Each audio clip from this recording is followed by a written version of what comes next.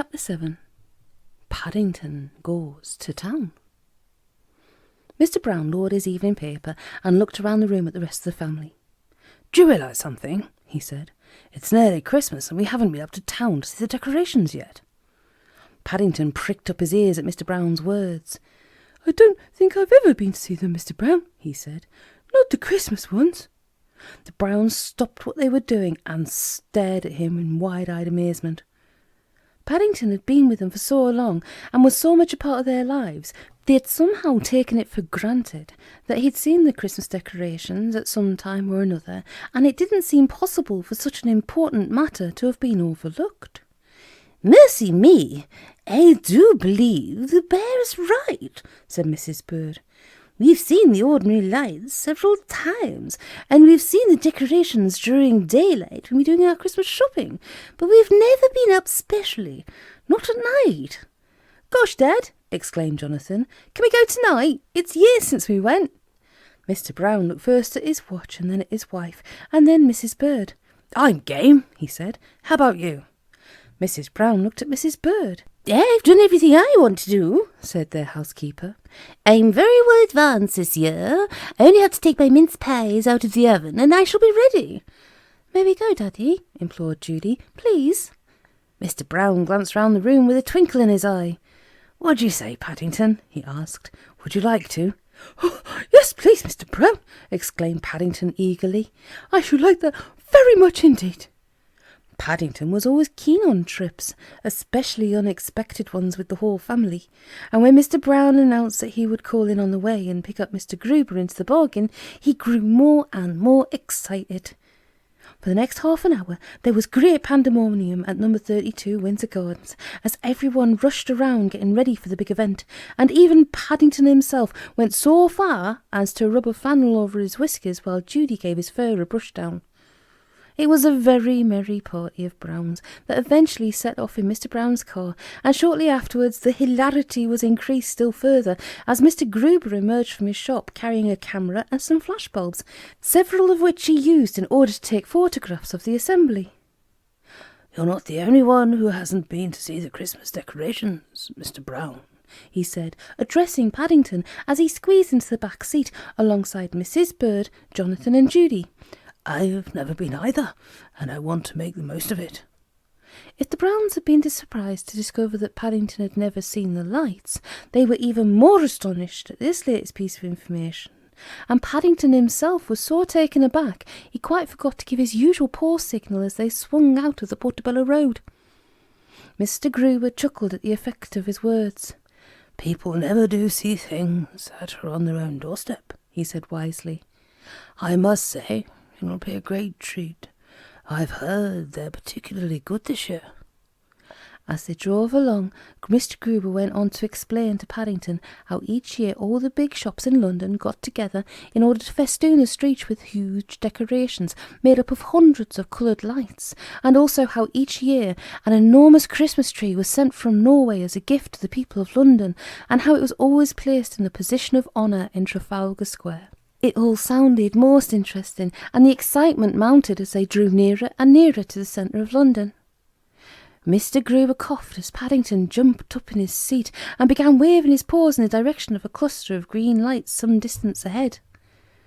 "I have a feeling those are traffic lights, Mr. Brown," he said tactfully as they changed to amber. "But just you wait until you see the real thing." At that moment, the lights suddenly changed again, this time to red, and the car screeched to a halt. "No, I'm not surprised he mistook them," grumbled Mr. Brown. "It's a wonder he could see anything at all. If we're not careful, we shall have a nasty accident." Rather pointedly, he picked up a duster and began wiping the glass in front of him. "Bears steam all over my windscreen. People begin to think we're boiling a kettle in here or something." "It's always worse when he's excited, Henry," said Mrs. Brown, coming to Paddington's rescue as he sank back into his seat looking most offended. "If I were you," she continued, "I'd stop somewhere. We shall see much more if we walk." Mrs. Brown's suggestion met with wholehearted approval from the rest of the family. They were beginning to feel a bit cramped, and some while later, having disentangled the car from the maze of traffic and found somewhere to park, even Mr. Brown had to agree it was a good idea, as they climbed out and set off on foot down one of the busy London thoroughfares. It was a crisp, clear night, and the pavement on either side of the street was thronged with people gazing into shop windows, staring up at the decorations which seemed to hang overhead like a million golden stars in the sky, or simply, like the Browns, strolling leisurely along, drinking it all in. Nearby, on the Brown side of the street, a long queue of people were waiting to go into a cinema. And somewhere in the background there was the sound of a man's voice, raised in song, a song punctuated every now and then by a rhythmic clicking like that of castanets. "I do believe it's someone playing the spoons, Mr. Brown," exclaimed Mr. Gruber. "I haven't seen that in years."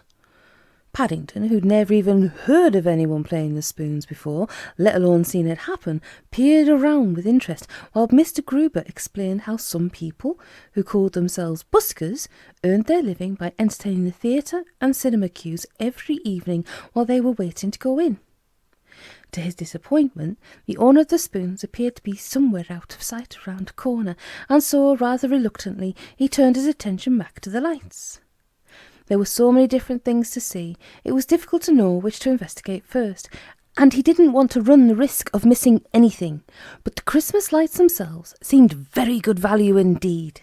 After considering the matter for a moment or two, he took off his hat so that the brim wouldn't get in the way, and then, holding it out in front of him, he hurried along the pavement after the others with his neck craned back so he could have a better view. A little way along the street, he was suddenly brought back to earth when he bumped into Mr. Gruber, who had stopped outside the entrance to the cinema in order to set up his camera on a tripod and make a record of the scene. Paddington was just staggering back after his collision when, to his surprise, a man in the front of the nearby queue leaned over and dropped a small, round, shiny object into his hat. "There you are," he said warmly. "Merry Christmas." "Oh, thank you very much," exclaimed Paddington, looking more surprised. "Oh, Merry Christmas to you, I do." Peering into his hat to see what the man had given him, he nearly fell over backwards onto the pavement in astonishment, and his eyes grew rounder and rounder as they took in the sight before him. For inside his hat was not just one, but a whole pile of coins. There were so many, in fact, that the latest edition, whatever it had been, was lost for all time among a vast assortment of pennies, 5-pence pieces, 10-pences, coins of so many different shapes, sizes and values that Paddington soon gave up trying to count them all. "Is anything the matter, dear?" asked Mrs. Brown, catching sight of the expression on his face. "You look quite—" Her voice broke off as she too caught a glimpse of the inside of Paddington's hat. "Good gracious!" She put a hand up to her mouth. "What have you been up to?" "I haven't been up to anything," said Paddington truthfully. Still hardly able to believe his good fortune, he gave his hat a shake, and several 5-pences and a penny fell out through some holes in the side. "Crikey!" exclaimed Jonathan. "Don't say you've been collecting money from the queue." "They must have thought you were the man playing the spoons," said Judy in alarm. "Look here," said the man who had just made the latest contribution to Paddington's collection. "I thought you were a busker." "A busker?" exclaimed Paddington, giving him a hard stare. "I'm not busker, I'm a bear." "In that case, I'd like my 10-pence back," said the man sternly. "Collecting money under false pretences." "Here," said a man with a muffler, as he pushed his way to the front. "Come round with his hat, he did. What about my 5-pence?" Mrs. Brown looked around desperately as the murmurings in the front of the queue began to grow, and several people farther down the street began pointing in their direction. "Do something, Henry!" she exclaimed. "Do something?" repeated Mr. Brown. "I don't see what I can do." Well, it was your idea to come up and see the lights in the first place," said Mrs. Brown. "I knew something like this would happen." "I like that!" exclaimed Mr. Brown indignantly. "It's not my fault." He turned to the queue. "People ought to make sure they know what they are giving their money to before they part with it," he added in a loud voice. "Came round with his hat, he did," repeated the man who was wearing the muffler. "Nonsense!" said Mrs. Bird. "He only happened to be holding it in his paw. It's coming to something if a bear can't walk along a London street with his hat in his paw when he wants to." "Oh dear," said Judy. "Look!" She pointed towards the tail end of the queue, where another argument appeared to be developing. It was centred around a man dressed in an old raincoat. He was holding an obviously empty hat in one hand while shaking his other fist at a group of people who, in turn, were pointing back up the street towards the Browns. "Crikey, we're in for it now," breathed Jonathan, as the man, having been joined by 2 stalwart policemen who had been drawn to the scene by all the noise, turned and began heading in their direction. That's him, cried the busker, pointing an accusing finger at Paddington. "Trying to earn an honest bob to buy myself a loaf of bread for Christmas Day, I was, and what happens? He comes round with his hat and robs me of all me takings." The first policeman took out his notebook. "Where do you come from, Bear?" he asked sternly. "Peru," said Paddington promptly. "Darkest Peru." "Number 32, Windsor Gardens," replied Mrs. Brown at the same time. The policeman looked from one to the other. "No fixed abode," he said ponderously, as he licked his pencil. "No fixed abode," repeated Mrs. Bird. She took a firm grip of her umbrella and glared at the speaker. "I'll have you know that young bear's abode's been fixed ever since he arrived in this country." The second policeman viewed Mrs. Bird's umbrella out of the corner of his eye, and then glanced around at the rest of the Browns. "I must say they don't look as if they've been working the queues," he said, addressing his colleague. "Working the queues," said Mr. Brown indignantly. "We most certainly have been doing nothing of the sort. We came up to show this young bear the lights." "What about my takings then?" interrupted the busker. "How do they come to be in his hat?" "Me deliberate it was," shouted the man with the muffler. "Took my 5p, he did." "It certainly wasn't deliberate," said Mr. Gruber, stepping into the breach. "I saw the whole thing through my viewfinder. I happened to be taking a photograph at the time, officer," he continued, turning to the first policeman in order to explain the matter, "and I'm quite sure that when it's developed, you'll see this young bear is in no way to blame." Mr. Gruber looked as if he would like to have said a good deal more on the subject, but at that moment, to everyone's relief, a commissionaire appeared at the cinema doors, and the queue began to move. "That's all very well," said the busker, "but what about my takings?" "2 choruses of Rudolph the Red-Nosed Reindeer I gave them on me spoons," he continued plaintively, "and all for nothing." As at last the queue disappeared into the cinema, and the rest of the crowd began to disperse, the first policeman put his notebook away. "It seems to me," he said, turning to his colleague as they made to leave, "if this young bear here gives up his collection, everyone will be happy, and we can call it a night. Only look slippy, mind," he continued, addressing himself to Paddington. "Otherwise, if certain people are still here when we get back, they may find themselves in trouble for causing an obstruction." Thanking the policeman very much for his advice, Paddington began hastily emptying the contents of his hat into the one belonging to the busker. As the pile of coins cascaded down in a shower of bronze and silver, he began to look more and more disappointed. It was difficult to tell exactly how much was in the collection, but he felt sure it would have been more than enough to enable Jonathan, Judy and himself to reach their target for the Children's Christmas Party Fund.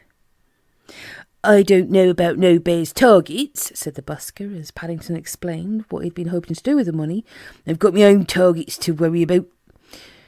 "Never mind, Paddington," said Judy, squeezing his paw. "We've done very well.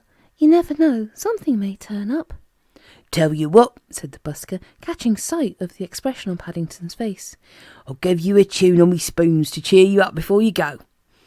Lifting up his hand, he was about to break into the opening bars when, to everyone's surprise, Mr. Gruber, who had been listening to the conversation with a great deal of interest, suddenly stepped forward.